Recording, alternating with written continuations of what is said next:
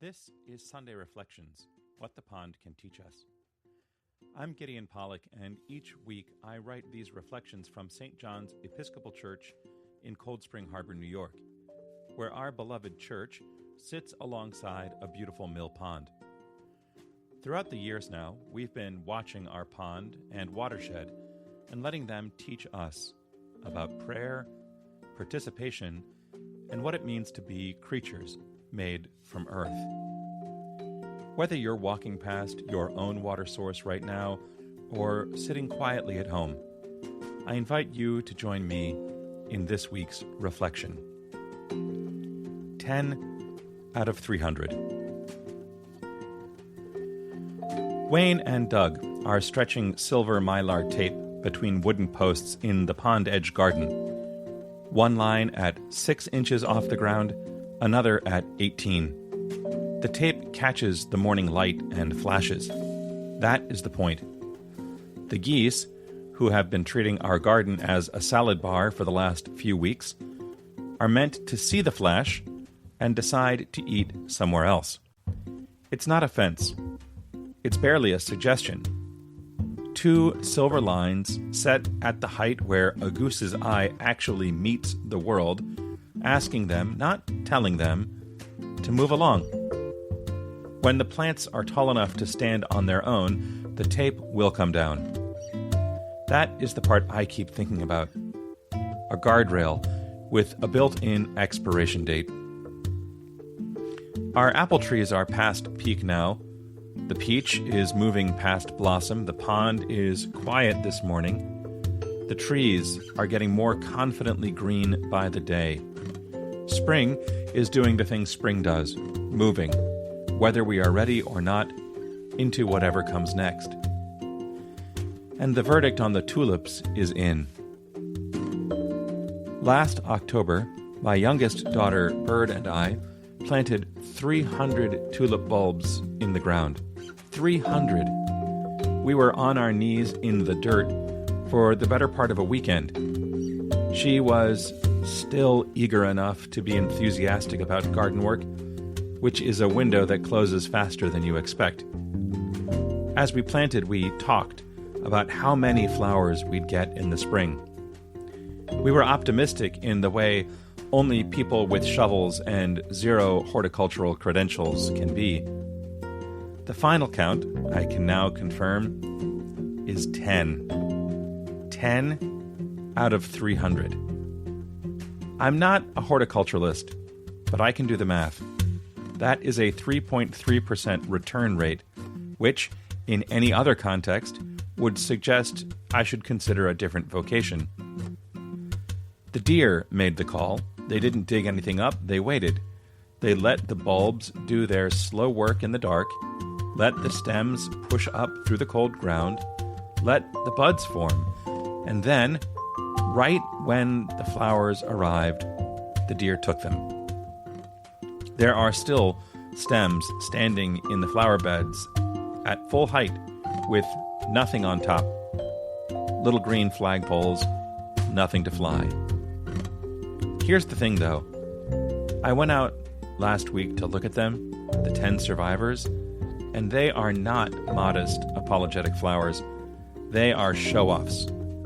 One of them is a fringed orange tulip the size of a small fist, with a yellow fringe so improbable it looks like someone described it to a flower that had never seen one. Another is white and streaked with pink, full and ruffled like a peony. Whatever 290 of these bulbs failed to do, the 10 that made it are doing it with everything they have. I'll be honest with you, I think we got nearly 300 tulips worth of satisfaction out of the 10 that made it. The math doesn't work, but the math isn't the measure. Bird is exhausted now. Between crew, school, taekwondo, and a school calendar that has run out of things to look forward to between now and June, she is, on a normal week, a force of nature, bright and unruly with hair that is its own weather system, with a heart to match.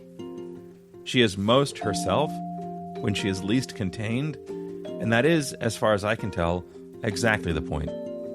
So when she is tired, everyone notices. It's not the noise or volume going down, it's like the weather changing. She's not failing, she's tired. And there is a difference. This is the long stretch, past the spring break payoff, before summer's release, and you can see it on her at the end of every day. And what I want to tell her, and I don't quite know how, is that this is what tending looks like. You and I, we planted 300 bulbs and got 10 flowers, and the 10 are extraordinary. The math will not always justify the effort. The return rate is not the verdict. Some of what you put in the ground simply doesn't come back, and some of it comes back so brightly you forget for a moment that you ever doubted. That is what tending is. Not the rescue, not the percentage, the presence. The mylar tape between the posts.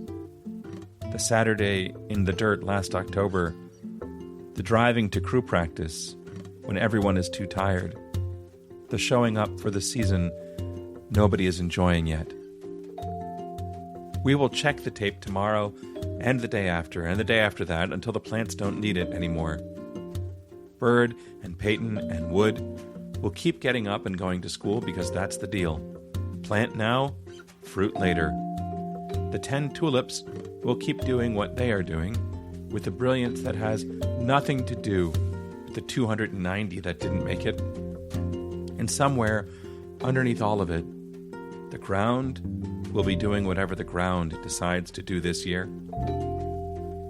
300 bulbs in the fall, 10 flowers in the spring, 2 silver lines at the goose's eye level, 1 tired daughter. This is what tending actually looks like when nobody is watching and the return rate makes no sense.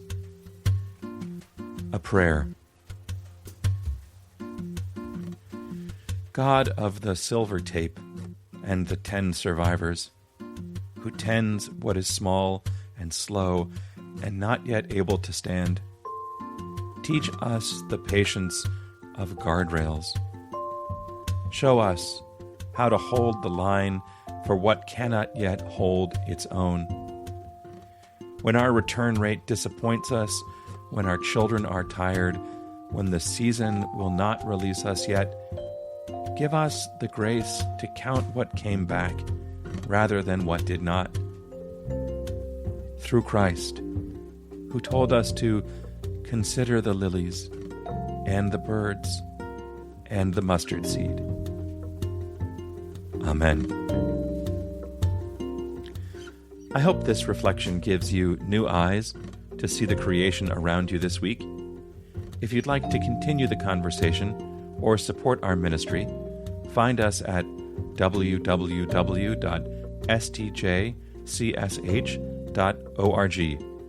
or at our sister site, the St. John's Pond Watershed Alliance, at www.sjpwa.org.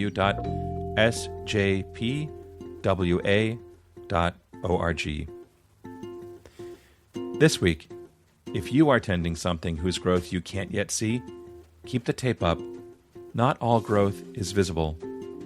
And sometimes, abundance is hidden in scarcity. Until next Sunday, peace be with you.